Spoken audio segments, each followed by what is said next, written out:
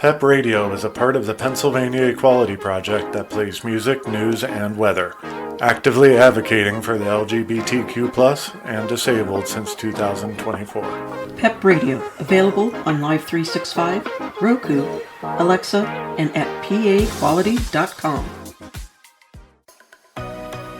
Here at Gay SA Radio, we're very happy to welcome the Othering podcast to our airwaves. Catch the show every Thursday at noon CAT, bringing fresh voices and compelling conversations straight to you. Head over to gsaradio.stream to find out how you can tune in and become part of our family. Don't miss it, only on Gay SA Radio, where you are family. One man and one woman join forces to rid the world What are you doing? of inequality and fascism. Seriously? I'm trying I'm trying to do a promo here. For whom? What are you doing? Welcome to the Othering Podcast with Mike and Dory.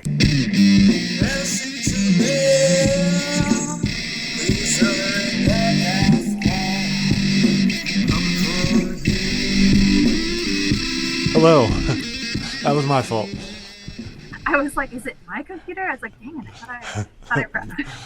All right, today we are talking to Kelly Preston. Kelly is a neurodivergent, disabled Midwestern queer person that has determined that since chronic pain led them to write when they are here gaying up your life. They write books with the core value of empathy building and challenge their readers to think on a deeper level about the character's experience. Originally from St. Louis, Missouri, Kelly now finds themselves in the Bay Area living in places like Los Angeles, California, Denver, and Auckland, New Zealand. They live with their wife and cat babies, Luna Butts and Princess Tiny Buttholes, the best names ever, and their service dog, Lena Margie. Kelly is a fandom nerd and has many special interests, and we are definitely going to talk about New Zealand. Yes. Welcome, Kelly. It's an honor to have you. It is an honor. Thank you, guys. Great to be here. Okay, so let's jump into the New Zealand. Sure. How was I love that? New Zealand. How amazing was it? I mean, I've seen pictures of it. It's absolutely beautiful. So how was it being there? You know, was it a culture shock of any sort? Oh, definitely. I had read a bunch of things about going through culture shock, going over there, and I don't think anything really prepares you for it, and more so reverse culture shock, that if you kind of vibed with the culture you go to, it's really hard to come back to your own. Mm-hmm. And it was beautiful. The people were very welcoming and open, and it just felt very free. I don't know if that, how to describe that better, but it just felt very free and safe, and I loved it over there. I loved exploring, getting to know who I was outside of the U.S. as well. How long were you there? I was there 7 months the first time, and then I went back a year later for 2 weeks. And why did you come back? Yeah. I ask myself that every day. Apparently to meet my wife, but well, that's a good reason. That's a good reason. Yeah. Yeah. Now she was here in the Bay. Yeah, that makes sense. What made you decide to go to New Zealand in the first place? Just something different? Just wanted a change of scenery? So for my undergraduate degree, I actually was required to study abroad. And I kind of didn't really think of anywhere else. I briefly thought about Japan because I'd taken Japanese for years. Same with Spain. I've taken Spanish for years. But it was New Zealand. Growing up watching Xena and with both my grandmothers, there wasn't really another choice in my mind. So I just wanted to go see it. Like the intro to Xena, just had to be there in person. So being disabled, did that cause any problems or make it tougher in any ways? I would say a lot of my disabilities got worse more recently, but when I was there, I did have migraines. Yeah.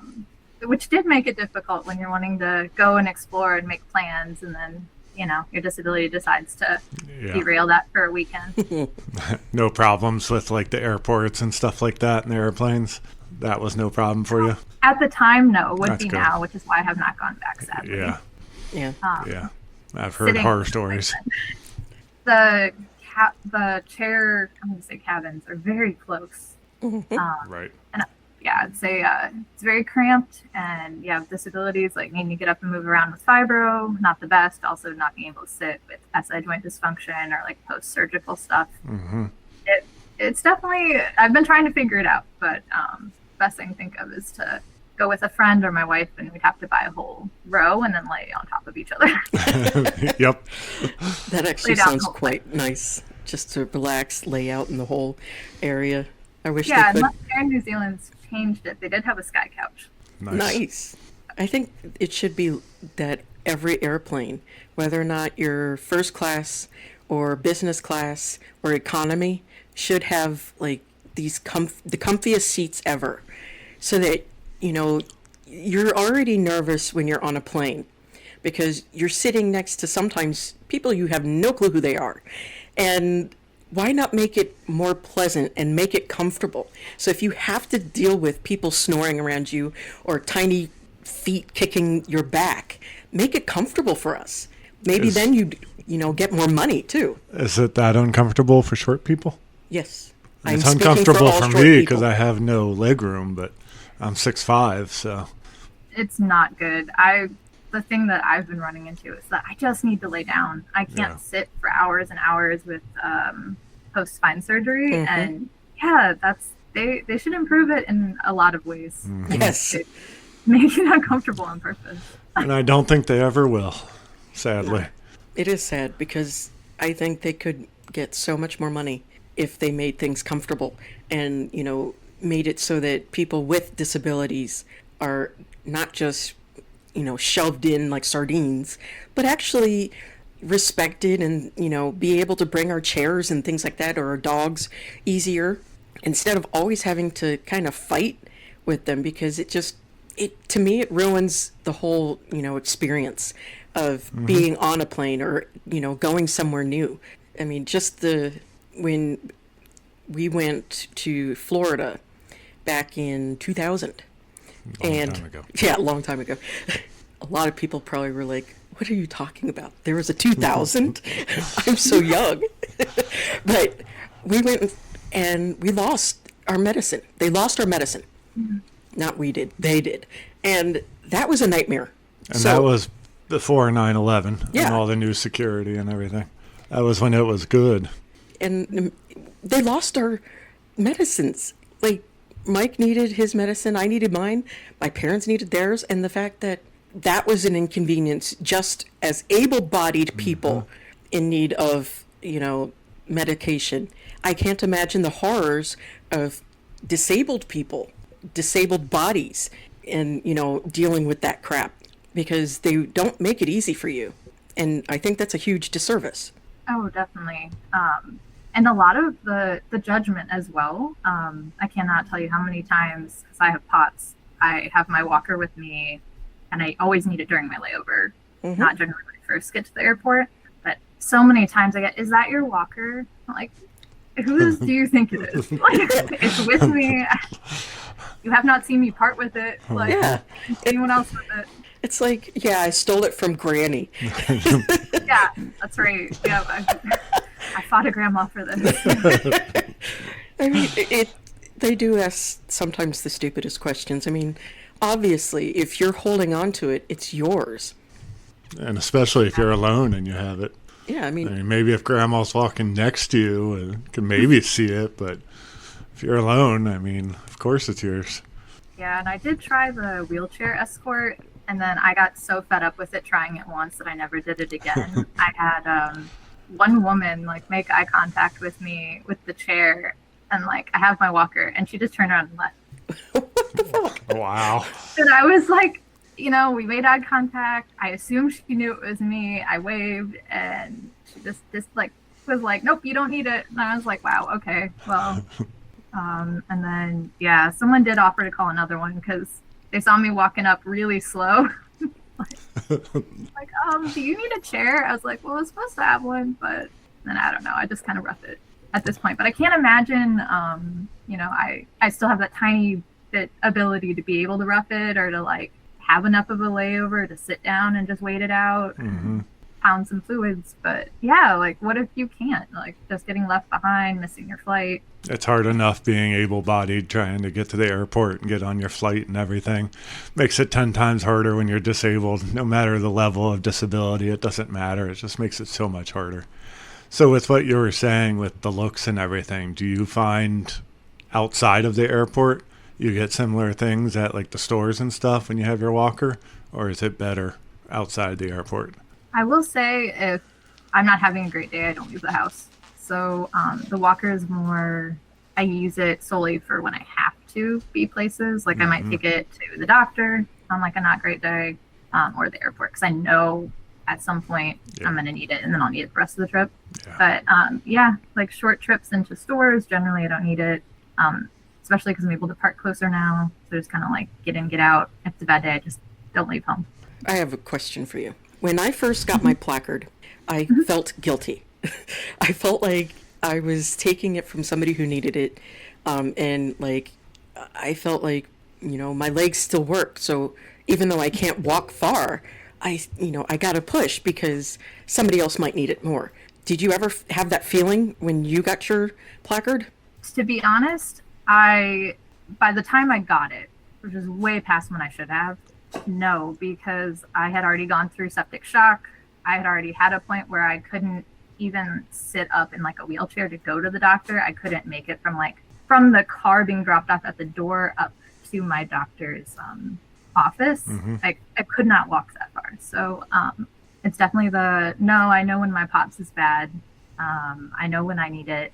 And yeah, it's like if I'm having an absolute great day, like then I'm like, is there options? I don't need to take it. It's not, yeah. But days where I need it, I'm like, heck yeah, like that's why I have it. Like, and yes, I do constantly forget I'm disabled. So it's always a rude awakening when suddenly I find out again. I understand that. Yep. And you're like, yes, this is why I have the placard. I'm going to pass out. Like, surprise, you're disabled. You know, it's a surprise every day. Like, to be honest, like, you know, I do forget often. And then it's like, oh, right. Like, I was feeling good when I sat down. And I'm like, oh, right. We can't sit for that long. I forgot. Like, Yep. I think you forget sometimes too, Dory. I do. Lately, I've been feeling pretty good. And I've been walking around without my crutches. And I haven't been using my chair all that much. And then every time, though, I just step and all of a sudden my legs start hurting and I'm like, wait a minute, what is this? And oh yeah, I'm not supposed to be doing this. That's why. And it's just, I think when you spend so much of your life as, you know, I hate the word able-bodied, but for lack of a better way to put it, able-bodied person, or at least you think you are, and then you discover that your body's just like falling apart and it's not working with you anymore. It is a shock to the system. And when you feel good, you do forget. I mean, there are times when, because the medicine works, it's like, I forget that I have depression and anxiety. And then it rears its ugly head and it's like, surprise. I haven't forgotten that. And so I think it's a natural kind of feeling when you're used to one way and then your body's just like, fuck you. like, excuse me, we weren't going to do this today, remember? We have plans today. Oh, yeah, it never fails. When there's something I have to do, that's when my body is like, oh, no, you're not. Yeah, I had that with a doctor's appointment recently where, I had to miss it. And I was like, you know, like, come on, like, can't we get a couple passes because before you have to pay for it? Because it's not my fault my body decided today is not the day. Like, So you had mentioned your disability wasn't as bad when you went to New Zealand. Do you know what it was that caused the disability to get worse? Was it when you went into septic shock after that, or? Oh yeah, definitely. I had a lot of the things before. They just weren't bad enough that I really realized how much they could impact my life. Like I had SI joint dysfunction. I had fibromyalgia. I didn't know what they were. Right. But it wasn't super extreme. Like I just kept going. That was my normal. But yeah, after septic shock, like I couldn't go to the bathroom. I had trouble breathing, walking. Most of my body functions didn't work. My head was a constant migraine for multiple years, which I had had when I was younger as well. But this time was somehow even worse. But yeah, definitely the septic shock really sets off I'm a sure. waterfall of things. So can you talk about that experience, the septic shock? Do you know like why it happened? A bit, yeah. So after spine surgery, I had a replacement in my L4, L5, my lumbar, and I was for a major surgery. I wasn't even in the hospital 24 hours. They did not make sure I could go to the bathroom before I left. They did not make sure my pain was managed. This was at the height of COVID. And I had a nurse actually teach me how to take out my IV in case I needed to do it myself because she was the only one on the floor. And someone else kept falling. So it was like, you're coherent enough. Here's a box of alcohol wipes. Clean up things yourself so that you're on top of it. Don't trust anybody. Everyone's forgetful right now. Clean your catheter yourself. Wow. Yeah. And basically, so they ended up sending me home. And then she was like, you'll get much better care at home than you can have here because we can't even keep up on your meds. Well, they let me completely go off the meds before I went home. And then they didn't know what would work for me. So I got to experience the full pain of spine surgery for about 12 hours. And then I got on like hydrocodone or something, which was helping, but they were giving me too low a dose initially. And then that I didn't know I had constipation issues. So then that made that worse. And the doctors kept telling me, it's okay that you didn't go. It's okay. It's been weeks. It's okay that you haven't gone to the bathroom. And I'm like, I'm having these really sharp pains in my stomach. They're like, oh, that's just referred pain because like your incisions in the front, you had like your organs moved around for the spine surgery. No, it wasn't normal. And yeah, I went into sepsis because I didn't go to the bathroom for weeks. And the fact, I mean, I understand COVID was bad and it's fucked up the whole medical field and everything was a mess, but to ignore you and just kick you out and not even keep up with you, that's ridiculous. Yeah, that's ridiculous. Yeah, I had a bunch of negligence. I have a lot of fun stories from that time, but I try to take it with, like as humor. I'm like, yeah, like this is a weird time. I had a nurse forget to lock my recliner in the hospital when like I was having like a meal, sent me across the room into the wall. Oh no. Like, please don't report this. And I was like, I mean, okay, like I'm not hurt, I don't think. And that's like the most excitement I've had all week. So during my sepsis, that's Well, I mean, everybody makes mistakes and we understand that. And, you know, it's not to bash and pile on the people. I mean, like, you know, it's hard, especially during COVID. The last time we had a pandemic like that was 100 years ago before that. And so, you know, nobody really knew what to do, what they were supposed to do. And they were, you know, working with what they knew they could do. And that's great. And I commend them for it. And I commend the fact that they stayed through it. And I'm sorry that we lost some of them. But at the same time, you know, people are also going to be there because of surgeries, because of other things. And it doesn't mean that you need you should kick people out and just say, you'll get better care at home. Really? Nobody knows at home what they're supposed to do like you do. So how is it going to be better care? And the fact that they even said that, it's just like, it amazes me. And again, just, we all make mistakes, but at the same time, we got to own up to it. And when you have somebody's life in your hands, that puts more responsibility on you. And if you can't handle it, that's okay. Get out of the profession. I will say the few really bright nurses really made a huge impact on my life. And there was one that I got to meet again a few years later and got to thank him. I was back for an ER visit and he remembered me, and it was the one who had, when I had sepsis, had given me his eye mask because I had a migraine. I was in severe pain with the light, even the minor light I was seeing at the time. And he just made every difference to me. So it was really great to be able to have the few really empathetic people who are in the profession for the right reasons that are amazing at it. They made all the difference because there were a lot that were not so great experiences. Yeah. So do you have troubles today going back for medical help? Basically trauma? Or Oh, yeah. Oh yeah. I would imagine. Yeah, I had actually food poisoning about a month and a half ago, and a lot of it felt very similar to sepsis, not as extreme, but I thought it was heading that direction. And I was like, I want to go in and just make sure my CBC panel is clear and we're not having failing organs again. So yeah, it was definitely, I was like, okay, like trying to stay calm and be like, this is likely not sepsis, but like, let's just go make sure so that I can, relax and sleep the rest of the day or whatever. Yeah. But yeah, there's a lot of trauma. Yeah. I mean, when I was a kid, the ER knew me by name. It was like, I don't know if you've ever heard of the TV show Cheers, but there's a character that every time he walks in, the whole place yells Norm. And that's kind of how it felt like when I kept going to the ER. They knew me so well, but I didn't realize it until kind of recently at how much that affects you, that constantly going, dealing with different nurses, different doctors, and at how it can wear on you and make you, like in my case, I get severe anxiety even thinking about, especially going to a new doctor. I can't do it. And it sounds like such an easy thing to do, but when you've gone so often and you've been, brushed off, or something worse ends up happening because they don't always take you seriously, it messes with your brain. And the things you went through getting your nerve simulator didn't help. No.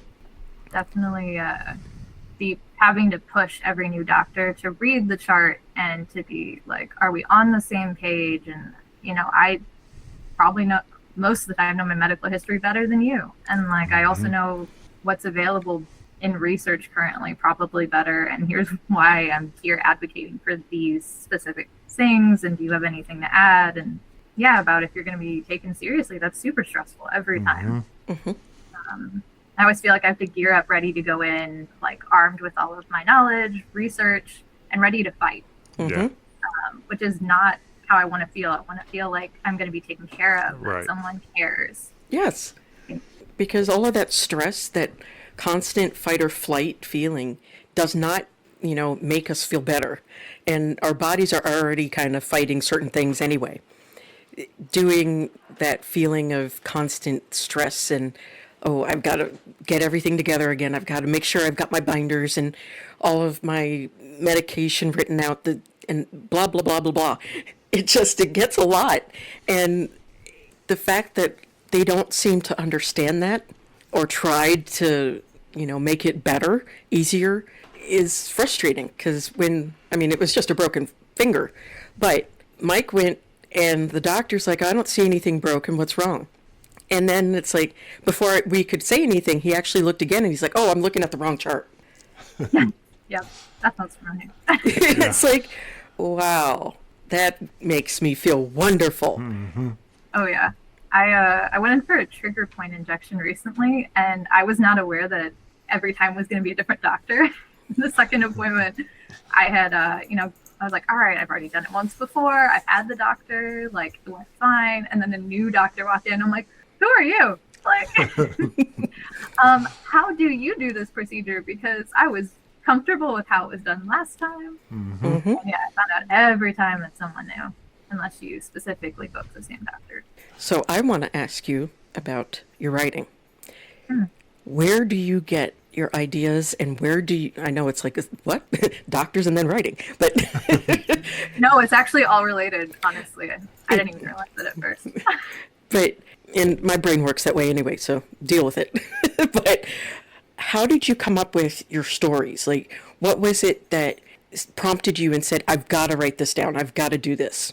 Yeah, it started actually with waiting for spine surgery and having a lot of pain and needing something to distract me from the insomnia. And I just started writing. And then eventually, it was actually brought to my attention by one of my ARC readers, my advanced readers, that they were like, oh, I get it. This debut novel is an allegory for chronic pain, because they also had chronic pain. Oh, I did not realize this is how I was coping, processing, taking control back through fictional stories. But yeah, definitely it came from just being frustrated and trying to find a way forward. Did you always enjoy writing and reading when you were a kid? Or did the joy come about when you needed something to occupy your mind? Kind of both. Definitely in Yeah. college, I started reading more fan fiction, and then post college, the job searches were just depressing every time. Yeah. Yes. And most of my jobs were always contract, so they're always short lived, and then you have to do it again. You have to start that job search again. So yeah, at that time, I got into fan fiction and then writing as a way to cope with my job searches. So I'd say right after university, I got really into it. Yeah. So you said in the intro that your books are about the core values of empathy building. Can you talk Yes. about that? Sure. It actually came from my grad school studies was intercultural trauma-informed care counseling. I had a focus on international students, and then another side was people who worked in the entertainment industry. Watching both groups for years just have a lack of support given to them, a lack of understanding. I know they seem really far apart, but to me, they both seemed like groups that were being forgotten. Mhm. Not I agree. treated. Yeah, just not recognized as people that needed support. So do you have both nonfiction and fiction books, or are they all fiction? They're all fiction. All fiction. Okay. They are. I dabble between horror romance, definitely the chronic pain side, and the coping side is the let's do some horror, and then the celebrity piece with Okay. that building empathy of a more realistic what do people go through and just life love experience on that end that a lot of people don't think about.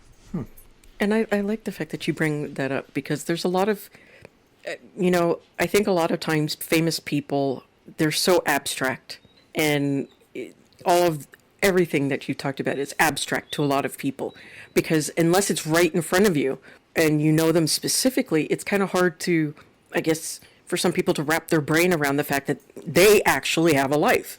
They drink, they eat, they go to the bathroom too. And just They have like disabilities. yes. But the thought is when you see them on TV or read about them or hear about them, it's just like they're so removed from, us little people, so to speak. And I just find it weird that we don't see them as humans, and that they're just like these, automated robots. And the fact that you're, kind of giving people an insight to giving them empathy and realizing that they're more than just whatever character they pick up and play.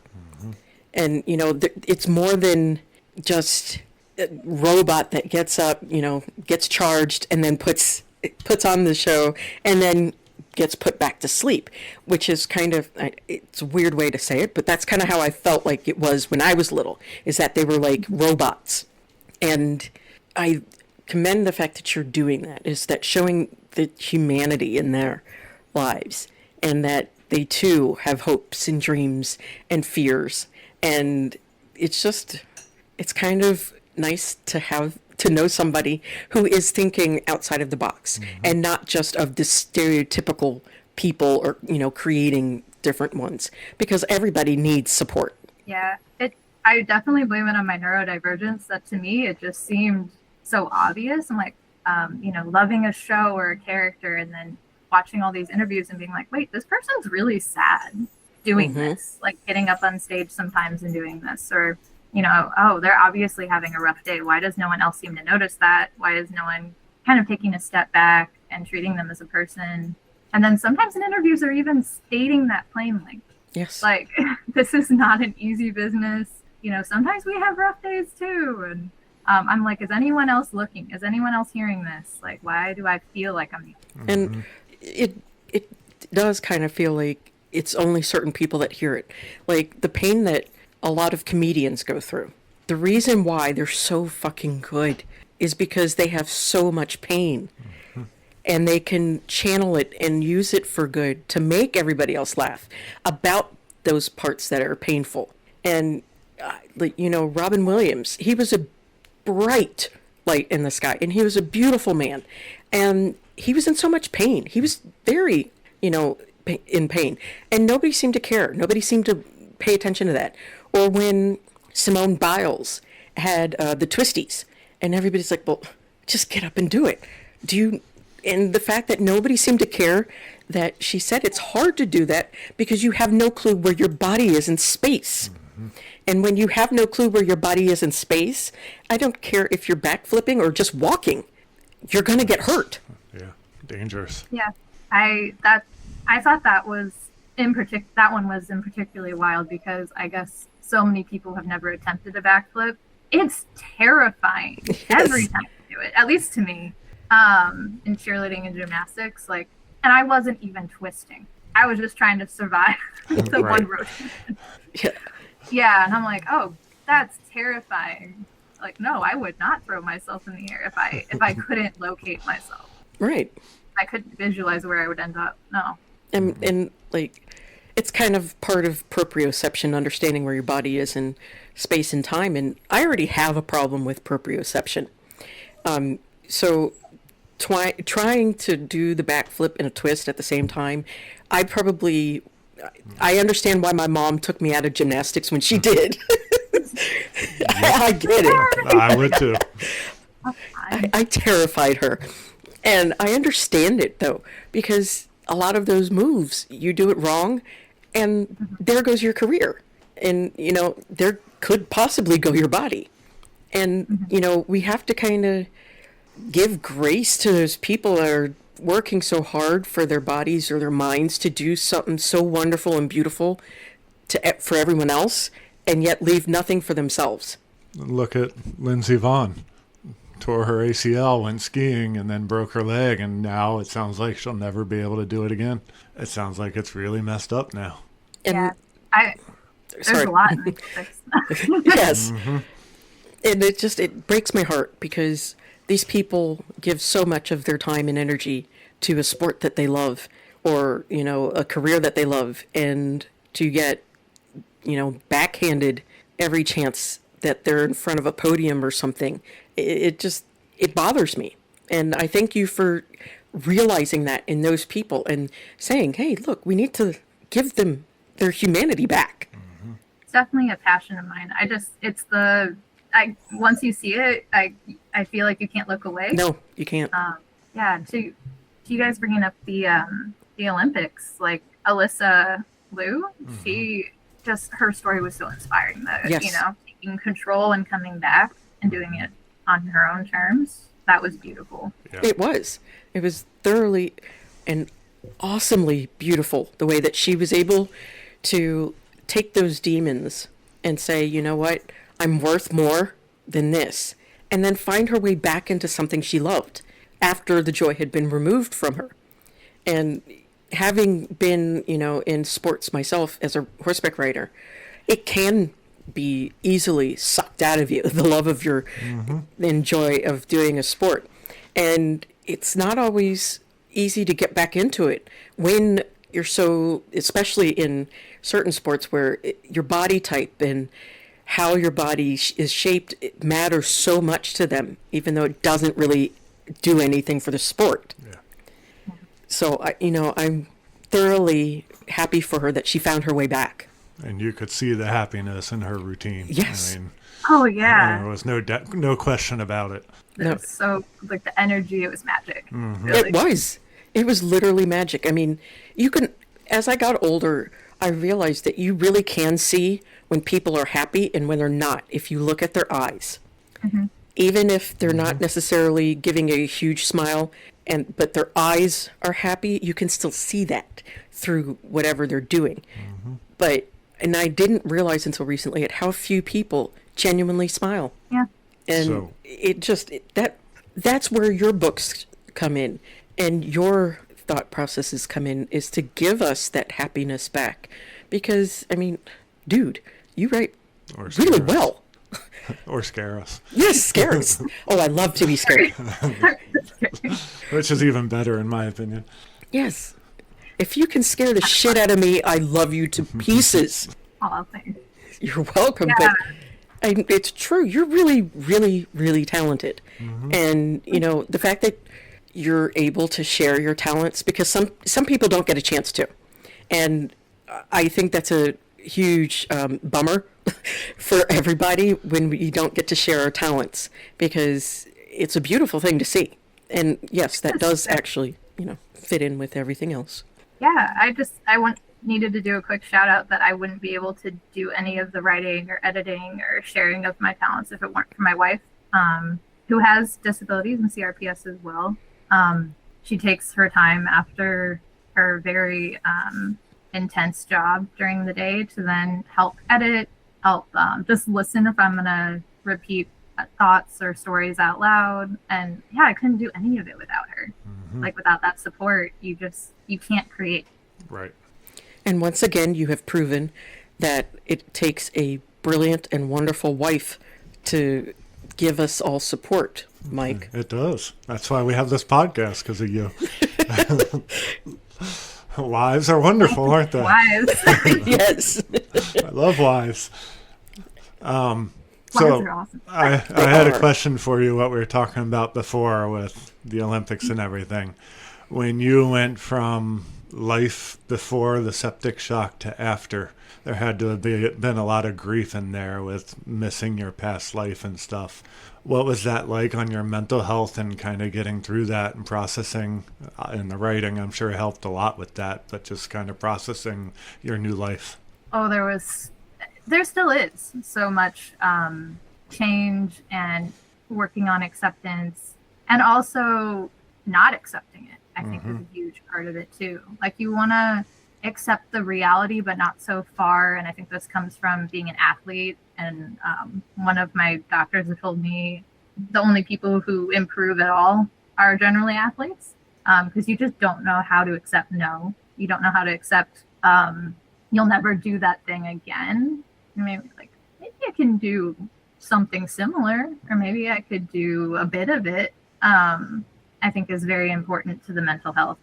Once I kind of got back to being able to dance a little bit post spine surgery, my mental health got so much better. But before that, the main way I coped my whole life was intense physical activity. So gymnastics, cheerleading, dance. And then I didn't realize that when I didn't have that anymore, that's how I process. I process physically.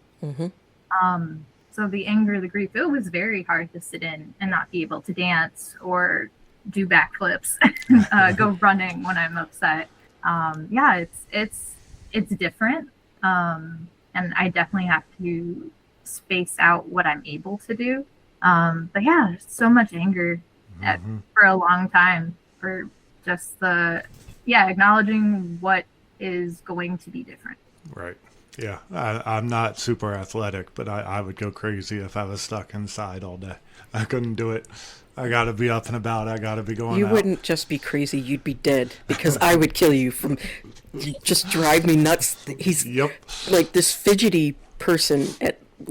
If he sits still too long, he becomes the fidget toy that you're spinning and hopping all over the place. And, oh, look, there's something else I got to do. I'm sure your wife doesn't complain like this. Oh, shut up.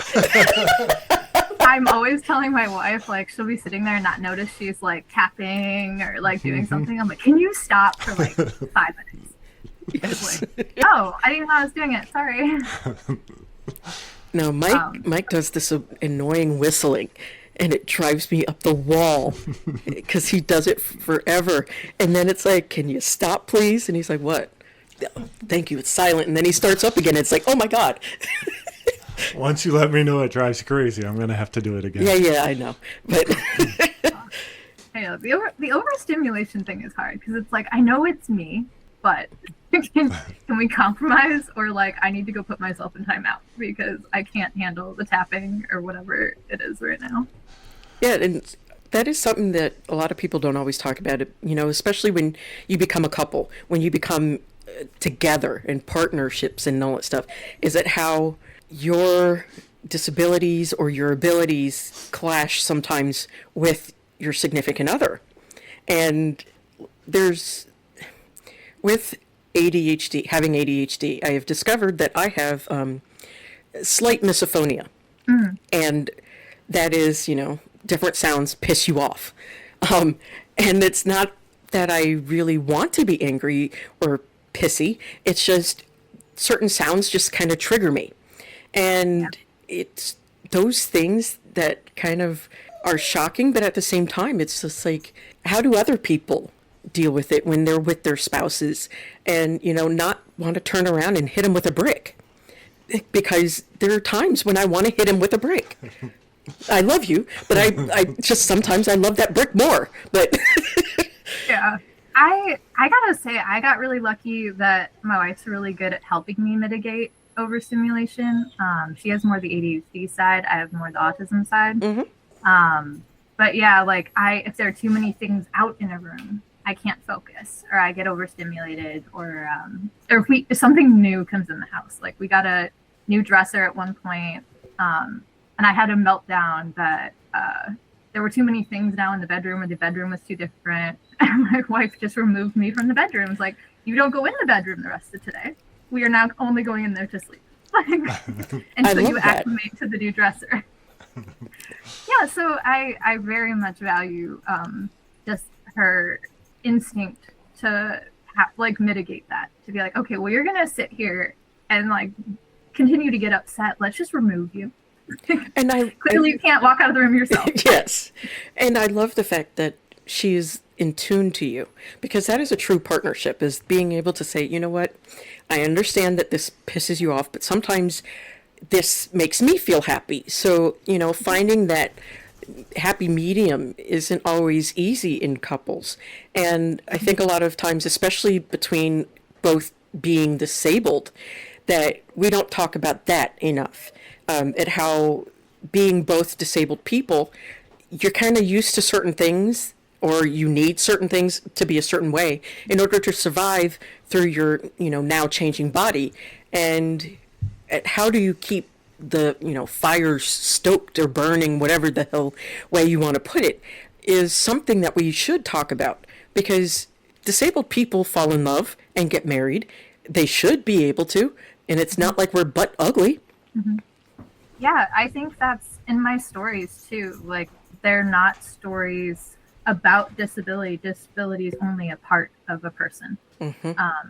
It's a big part a lot of the times, but it's just a part of who you are. And yeah, love and challenges and growth, it's just there. Everyone goes through the same things. We're just also doing it on hard level. Right. Yep. And it's not easy, no matter what. No. Never easy. And you definitely have to have a sense of humor. Yeah. For sure. Not only for yourself and some of the things, because, the different things with my ADHD and my autism and that I'm realizing, and I'm just like, wow, I'm annoying. And I just... I've been there. Where I'm like, yeah. And I realize, I'm thinking, oh, damn, no wonder why anybody liked me. And at the same time, it's like, okay, I get it now. I understand myself better. And now I just have to be in a different room sometimes. Or sometimes I just can't talk. And as long as your presence is there, it makes me feel better. And, kind of voicing those things, even though it can be hard to voice them at times. But it's important to be able to talk to each other. And I really like that your wife is like, you know what? Let's pick you up and toss you out of the room and shut the door, and we'll come back to this later. Because sometimes it is extremely overwhelming to the point of where you can't think of anything else except that moment, and getting out of the situation, whether it's by yourself doing it or somebody else kind of pushing you out the door, it makes a big difference. And definitely. How, with your autism and such, how did you discover that you had it? Was it an epiphany moment where it's like, oh wow, that's me? Or was it just like you were sitting there and they said, hey, this is you? A few things, actually. One was, you brought up comedians earlier. I watched Hannah Gadsby do her Douglas special. She's a queer comedian from, I believe, Tasmania. I hope I'm not getting that wrong. And she did a whole special on her autism. And I identified with absolutely everything. Words that I was always told were just like, oh, that's just Kelly. Kelly's funny. Kelly's very different than everyone else, which is funny because my entire friend group was always neurodivergent everywhere I went, as I figured out later, which makes sense. Just kind of found the people I vibed with. But yeah, I remember being like, oh, wait, like I have the exact same thought patterns. It was also during grad school where I had professors that continuously kept being like, you're really literal. You're extremely literal. Let's try to explore that. And I tried being like, well, like, what do you mean? And like, yeah, I've always been that way. And been going through other therapists trying to get the letters from my emotional support animals, my service dog, who kept referring me to autism assessments. It was a journey, but definitely Hannah Gadsby, just seeing someone like me telling their very real trauma-induced stories that they made funny, to be like, wait, I do that. That's exactly how I struggle through learning and stories. And it was helpful to see someone like me. It does help. And I hope that representation continues to grow, because so many things, get swept under the rug or just ignored. And it's not fair, because I like seeing the diversity in disability, not just color-wise, but how different on the spectrum you might be from me. And kind of like, well, okay, maybe this worked for you and it calmed you down and it made you happy. And then you could give me advice, like say, this is what I did. I sat with listening to music or something like that. Those are things that are beneficial to everybody. And then it gives you somebody to look up to admire, or, because we all love to look up to somebody. That's just human nature. And finding people that share or are different in, whatever they're trying to trudge through is just, it kind of feels awesome being able to talk about those things and not feel like it's a taboo, kind of like 100 years ago, if you mentioned cancer, it was like, oh no, the big C. And like, if you said cancer, all of a sudden everybody in the room has it now, is how they treated it. And it didn't do anybody any good. And a lot of people actually ended up dying from it because they refused to look at it as what it was, which was a disease. And I don't want that to happen to anybody in the future. I want them to be able to look at themselves and see themselves in somebody else and be like, hey, that's me. Oh my God, she's doing this. I love doing this too. I can do this too. Or, oh my God, look at them. They have this going on. Oh, this is awesome. And it just brightens our world, I think. Because, listening to you talk about it, it kind of brightens me, even though I'm older.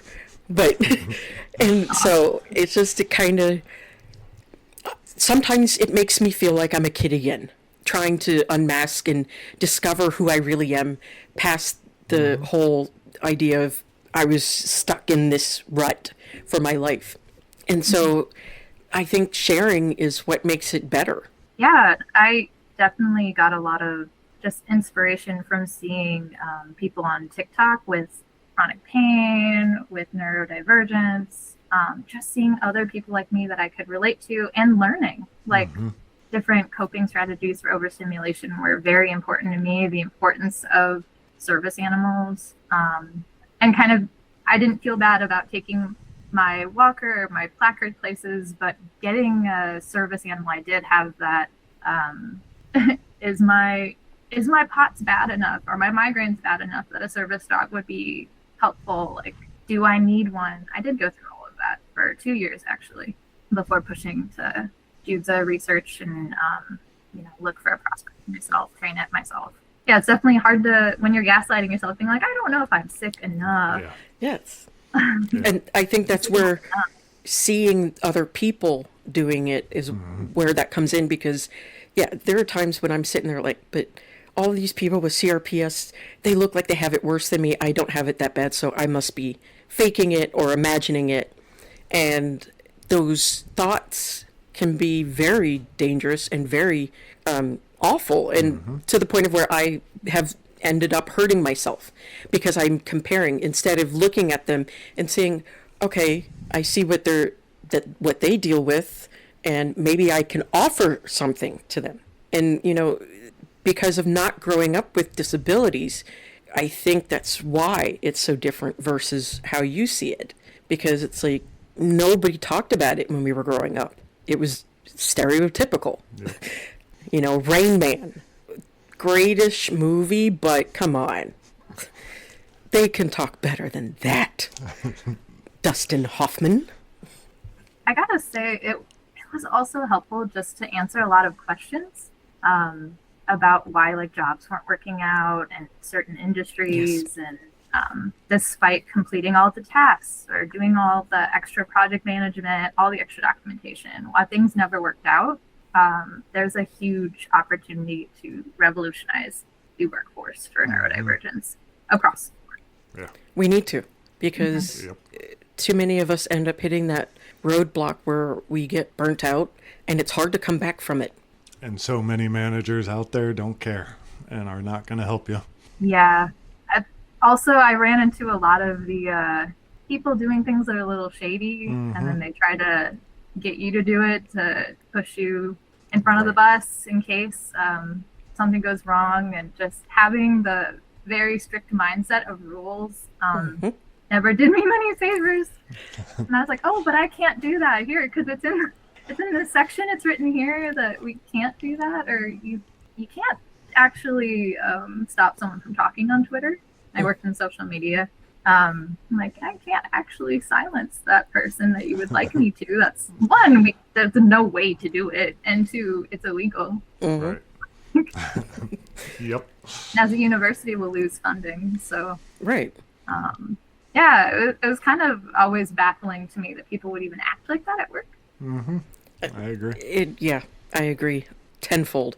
There are times when I was always kind of shocked, even growing up in high school. It's like, how do you get away with that? Why are you getting away with that? That's not fair. And it should, and honestly, again, my neurodivergence screaming at me, that's not fair. And well, it's not. It's not. No, it's not. Because it seems like certain people get away with a lot of shit, and then other people can't get away with anything. And there's... My mom literally had eyes in the back of her head, so there was no way we could get away with anything. And, I mean... No, I'm talking about at work, not at home. That's different. Moms have a whole different level of surveillance. I don't know how she did it, but she knew without looking at us. My mom was very... she knew she couldn't be too hard on me because I was the hardest person on myself. So, yeah, everyone else's parents were more, like, worried about what they were doing. And my mom's like, you'll probably cry if you ever, like, skipped class or stole something. I would have too. Come and tell on yourself. I couldn't skip. Yeah, exactly. The reason why I never skipped wasn't necessarily because my mom was home, although that was part of it. But it was also because I knew if I got in trouble, that would be the end of the world for me. I hated getting in trouble, although I was usually in trouble. So it was just, but I hated it with a passion. I have a question. Oh, go ahead. I was just going to say, I have a question about your service dog. And when you were trying to get her, did you get a lot, did you have a lot of rejections and a lot of gaslighting by like the people that you're trying to get her from? And was that a struggle? I was in service dog support groups for 2 years before I got her. So I was just gathering information. It became my new hyperfixation. Learning everything I could about service dogs and the rules and how do you get one, how do you make one. I tried to go through some rescues. I tried to apply through some organizations. Nothing ever happened with those. Rescues don't want to help you because they don't want you to return the dog. Right. So then it just kind of came down to I had to know what I was looking for my specific disabilities and trying to find a good prospect. And just what matched what I was looking for. And I don't know how I did it aside from she had the day I got her, she had my grandmother's name, and then the lady who asked to help us check out with her had my other grandmother's name, and I kind of was like, this is fated. Yes. Screaming at me, this is the right one. So I think I kind of cheated there. But yeah, there was, I will say after having her, the training her, that anytime I bring up like, oh, she's a service dog, please don't touch her, please, like, if that's what's if we're training, or please don't distract her, or like no, you can't touch her, you need to leave her alone right now. There's a lot of the like, why can't I touch her? Oh, she can't be a service dog. I'm like, that is absolutely not correct. She needs to do at least one task for one of my qualifying disabilities. She does. She is a service dog. And to be good citizens, we work really hard on the rest of her training. Which is why it drives me nuts when I see people with like these tiny little chihuahuas and, act like they're service dogs and carry them in grocery stores and things like that, because it makes it harder for those that truly have a service dog. Because you see the little frou-frou dogs running around and barking or whatever they're doing, damn well they're not going to be able to help you pick up anything unless you're picking them up with it. And, it's frustrating, because then companies create these rules that makes it harder for those who truly have service dogs to do anything. Yeah, and you can tell if a purse dog is a service dog, like they would be calm, they would be like booping their owner, like alerting, or just the calm, the not being reactive to everything going on around them, or like working on that with their trainer, right? Like being like, okay, like they're giving them treats and keep like every time they're calm when there's another dog or another person passes by, versus like if they're super reactive, either they're not very far along in their training, they might be in a situation they're not supposed to be in yet, but yeah, there's a lot that goes into it, and then there's a lot of misinformation too. Yes. Yeah. And yeah, I go through a lot of gaslighting about like, she's not a service dog. I'm like, fun fact, she actually legally is.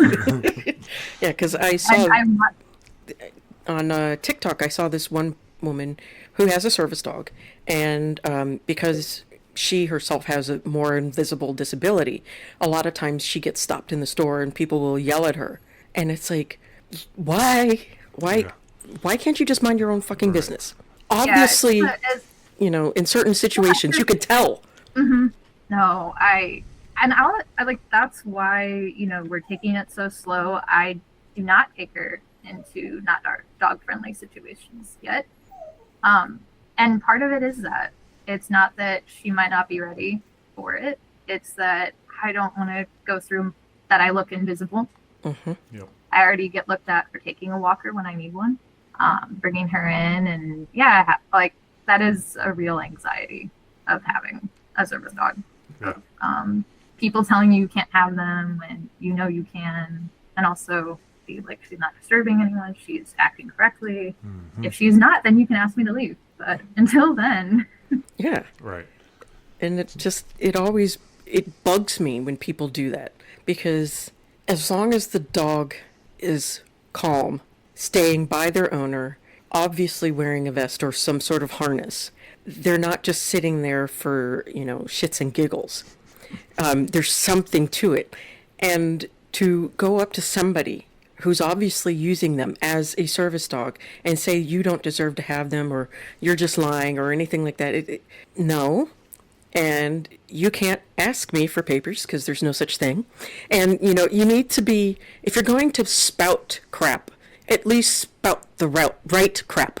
Yeah, that's totally fair. Before we finish, I have to ask the question. Where did you get Luna Butts and Princess Tiny Buttholes? Where did you get those names from?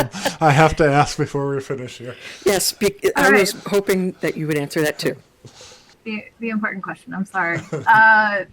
Luna Butts was when I got her, we were trying to think of names. Luna was one of them, and nothing seemed right. She was just a pain in my butts. She was a kitten and crazy, and I was like, oh, she's a pain in my butt, so Luna Butts. Mostly goes by Butts. Yep. Yeah, and Princess Tiny Buttholes was because Butts was a lot. She needed a sibling, and we went to go look at, and it was not kitten season. He was like the only kitten at the shelter, and he was very anxious and shy, and he finally came out, and I just remember his butthole was the smallest thing I'd ever seen. I don't know how he's gonna go to the bathroom with that thing. And he was also a stinky little butthole, just attitude. For being like a rescue from the streets, he's very very much a princess. Mm-hmm. Well, those are great names. Yes. Thank you. But we do need to start wrapping it up, unfortunately. Do you want to let people know where they can find your books? Or you if you want? Sure. My books are on currently Kindle Unlimited, Amazon, Barnes & Noble. I also have a website, storiesbykelp.wordpress.com. I'm on Instagram at kelpywashere. Those are probably the best places to find me. All right. And definitely follow, because this person is awesome, and I mean, it's Kelpie. This person. and thank you so much for joining us today. Yes, thank you so much. Greatly appreciate you talking with us. Thank you for having me. I had fun. Good. All right. All right. Bye-bye. Bye-bye. Thank you for listening to The Othering Podcast by Mike and Dory. Please like and follow us on all of your favorite social media. The Othering Podcast is produced by LoudCore Productions, graphics by Josh, and music by Jordy James.